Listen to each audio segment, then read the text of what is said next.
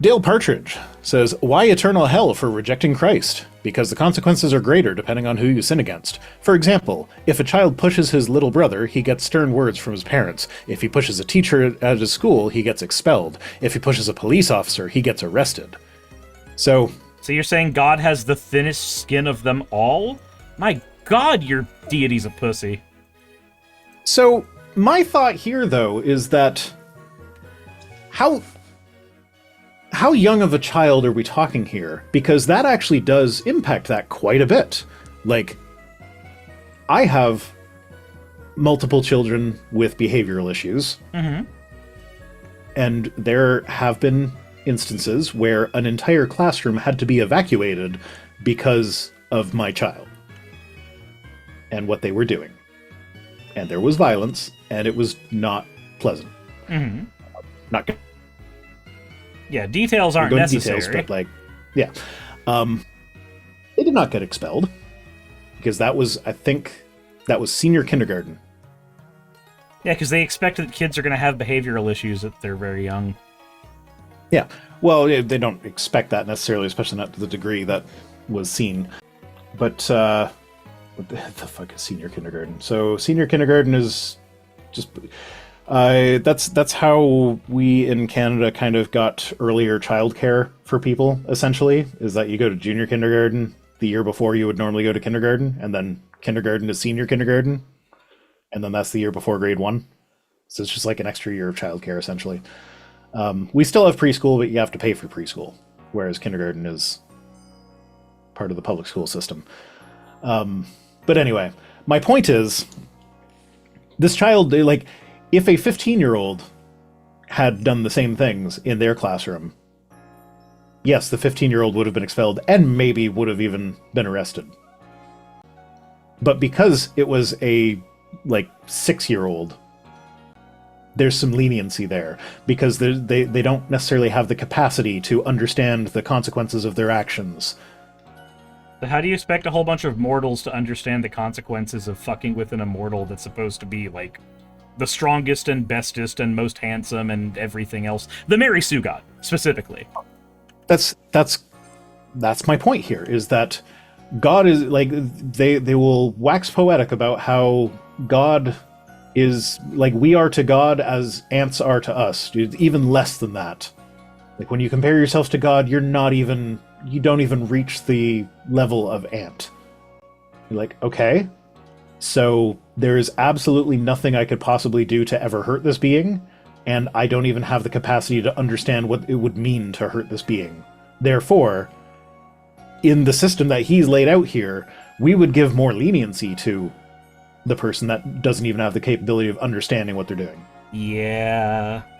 So, God's a monster. But you get Christians who they love punishment. They love it more than anything in the world.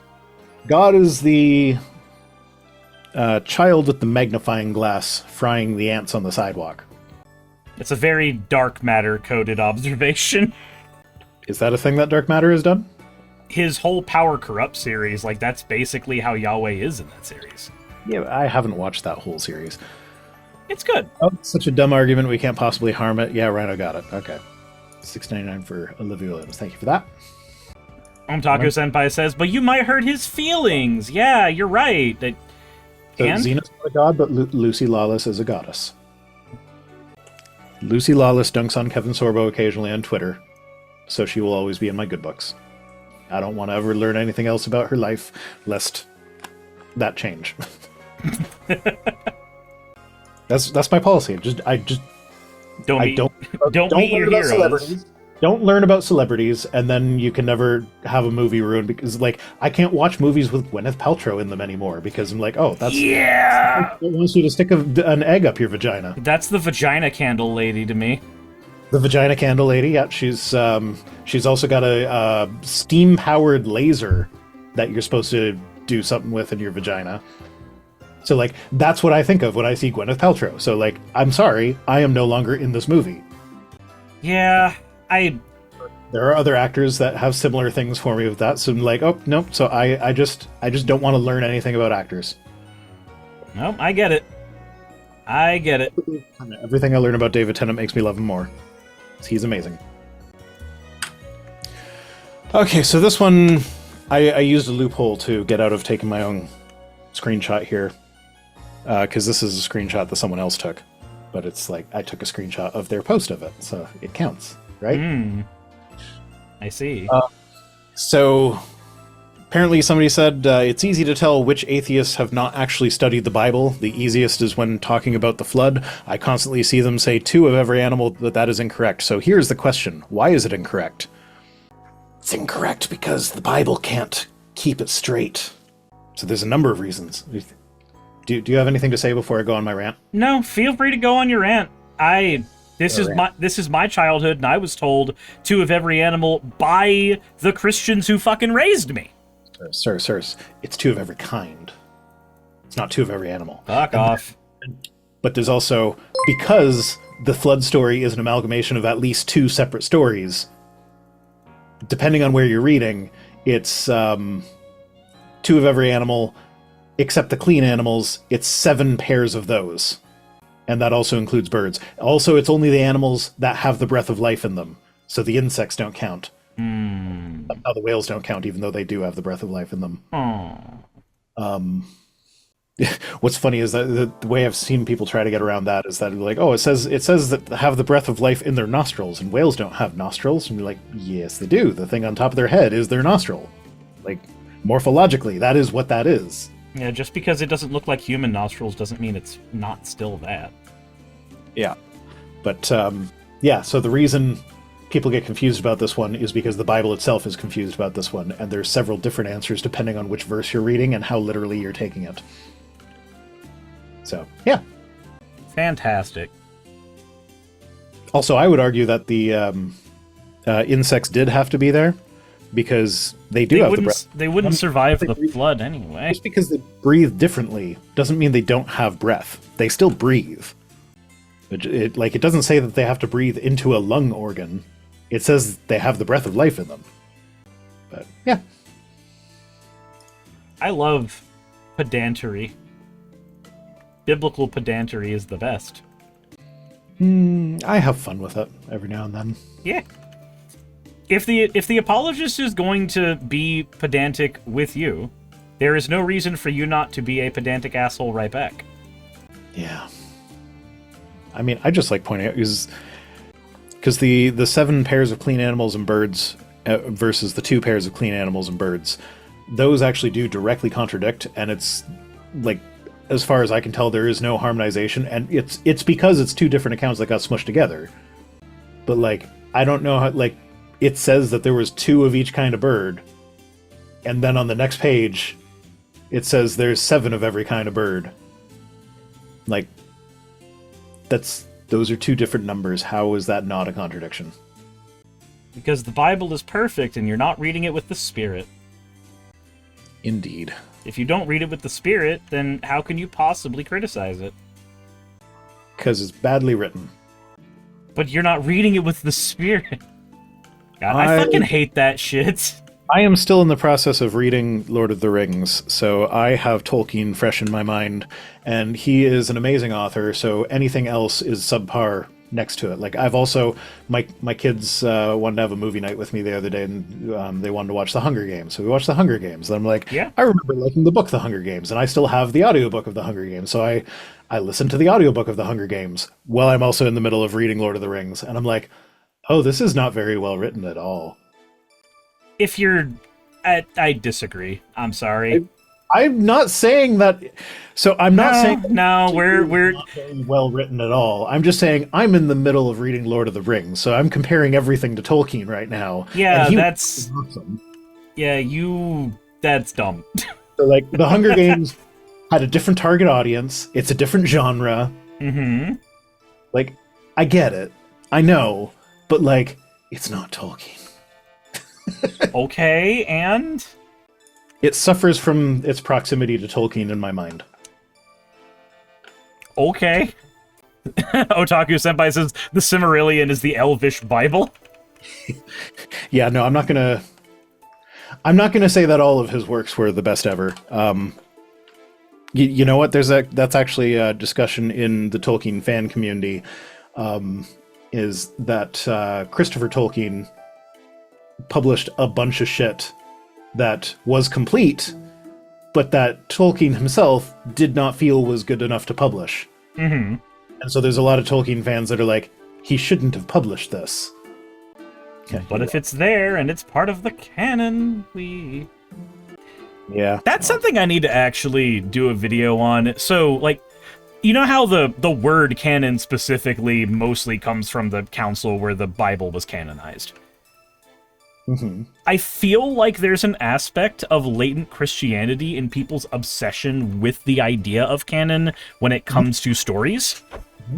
Yeah, because ancient myths did not worry about that. They just mushed stuff together. And you can see it in the Bible. We were just talking about the flood story. They weren't worried about what is the actual number of animals that he had on the ark. Who fucking cares? We're just putting these stories together. Jassa says, hard disagree. All fan art is canon. Fuck off. And Marocat says the Battle of the Shire is good. Yes, that's actually the reason I'm reading them now, is because when they re-released the extended edition into theaters a few weeks ago to celebrate the 25th anniversary, and we went to see them, and I love the movies, but there's always there's the little things in the book that I'm like, okay, they skipped this or they did this different, and I like it better in the book. Mm-hmm. And like Captain Faramir is completely different in the book than in the movies. I much prefer book Faramir. I understand why they did what they did with him, but I like him better in the books. Same thing with the Scouring of the Shire. I understand why they skipped it. It already had way too many. It's functionally a mini arc. Yes. In the end, it's an epilogue. More than anything, it's an epilogue. I'm waiting for them to milk that and turn that into its own movie. Or probably a mini series TV show sort of thing. But yeah, no, but like after watching it, I was left wanting. I'm like, okay, well, I want to reread it so I can, get it scratch that Faramir itch. Mm-hmm. Read the Scouring of the Shire. I'm not there yet. I'm in Return of the King. I'm almost there. Sam has the ring right now. But yeah, and that's why I'm reading it. And now everything else that I'm coming across, I'm comparing to Tolkien, including poor Daniel Moritz, who is using ChatGPT to write a novel for him, and it is terrible. He's using ChatGPT to write a novel? Why?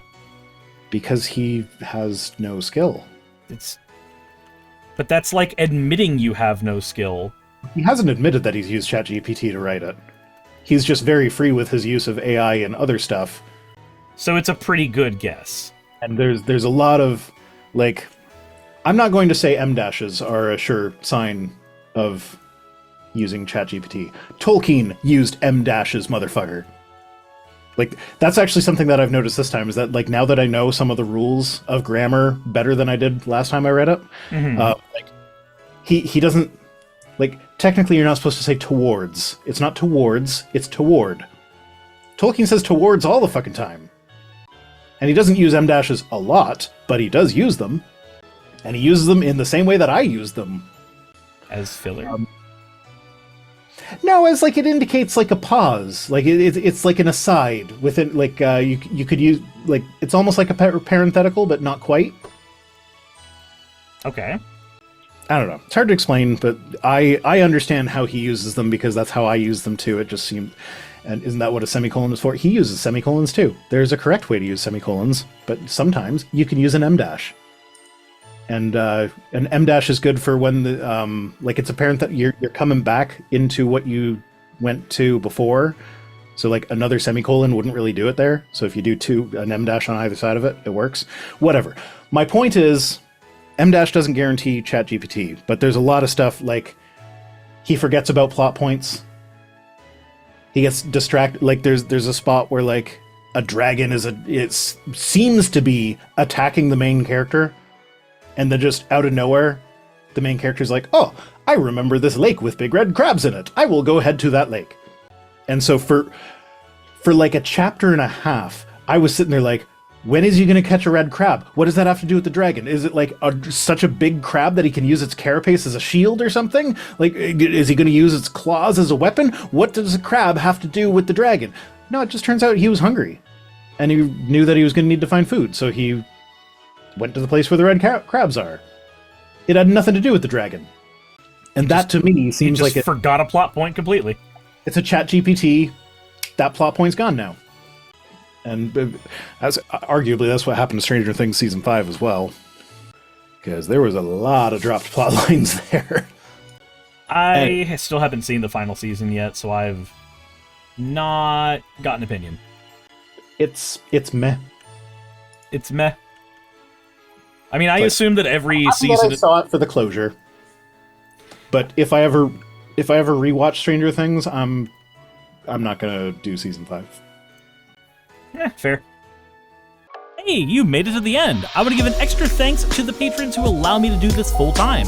I want to thank Aaron Rail, Astral, Britzkrieg, Jemshin, Poundini, Red Joker, Victoria, Jonas, Craig, Tarika, Fireshard, Smiling GM, John, Dren Hadamada, Creeper, Sagittarius, you know I'm not saying that last part, Sylvie Snow, Valis of Seraph, Ottoman Angel, Rooster Rachel, and Fire Panda, who are all my $20 and up patrons.